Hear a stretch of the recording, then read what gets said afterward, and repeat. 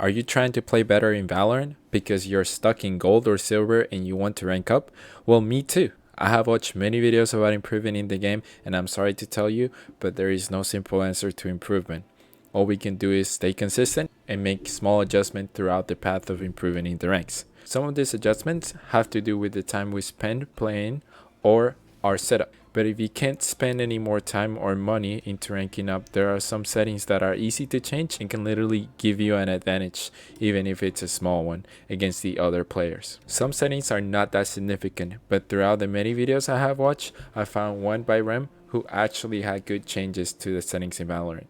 Let's start off easy here by disabling the show corpses setting. This can declutter your screen and make it easier to focus on the game. I was skeptical of this one. I wasn't sure if I wanted to change it because I had it on since I started playing, but I really don't see much benefit from it, and it does clutter my screen a little, so I turned it off. It's right here. It's in general other. Next, we're going to be enabling the show blood setting. That's actually really good, and he explains it because you can see whenever you headshot a player, if you wallbang them, sometimes if you have it off, you wouldn't be able to see if you wallbang them.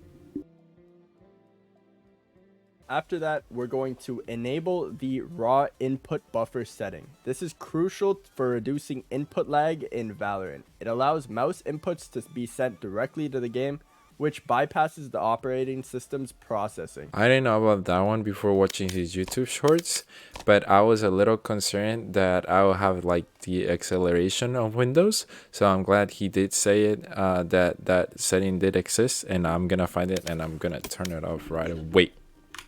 I don't know where it is though. It's in general and in mouse. Is this one? It's like one of the first settings. Next, we are going to be enabling the shooting error graph. This setting Oh, I already have that on. It's a really good setting, is a very and I really like it. It has helped me a lot. So whatever he says is tool true. for new players looking to improve their shooting accuracy while on the move. The feature displays an orange bar when there is no movement error affecting your weapon accuracy and a blue bar when shooting while moving. By using this setting, players can learn to concentrate while moving, improve their balance between shooting and movement, and receive valuable feedback to identify areas for improvement. Next, we're going to touch on a audio setting. This setting is He did say that on one of the shorts, and I think I'm gonna enable it because there's a lot of times where I think I hear people in front of me and they're actually behind me. HRTF. Hello, so this is Lute from the future.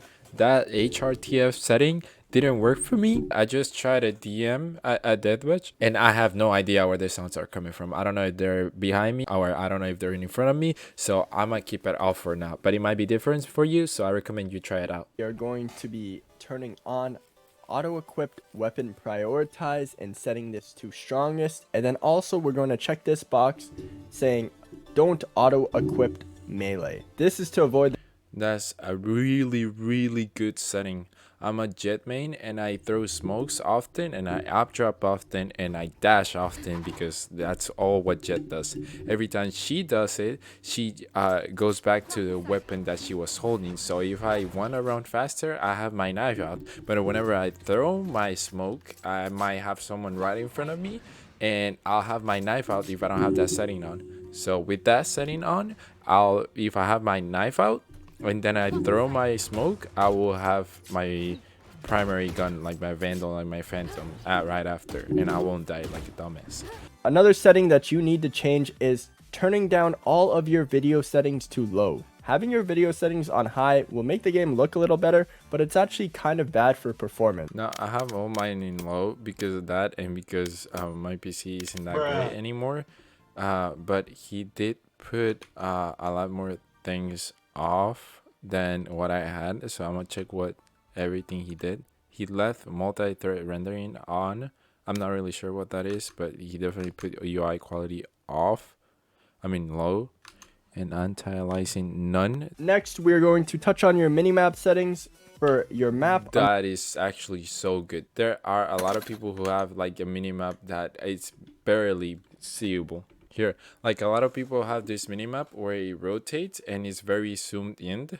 And for example, if you're defending A side in the far left corner, you won't be able to see what happens on C side on their far right corner, and no one communicates in this freaking game, bro. And they are hitting a side, and if you're not seeing it on the minimap, then you won't know, bro. You won't know, and you'll be playing retake every time.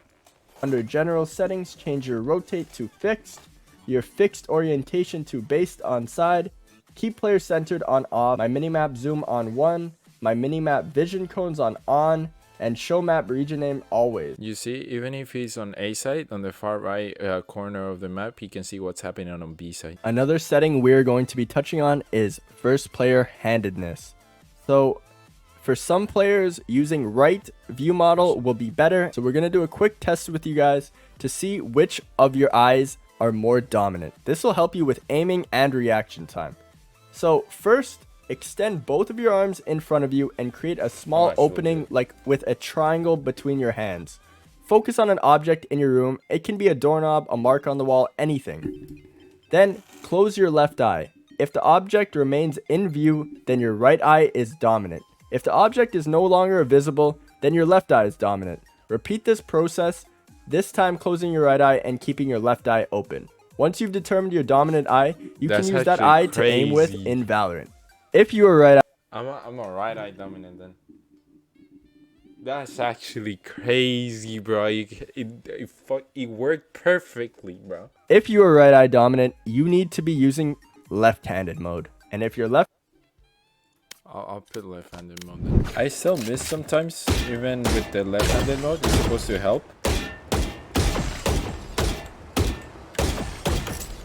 But I like it. It's cool.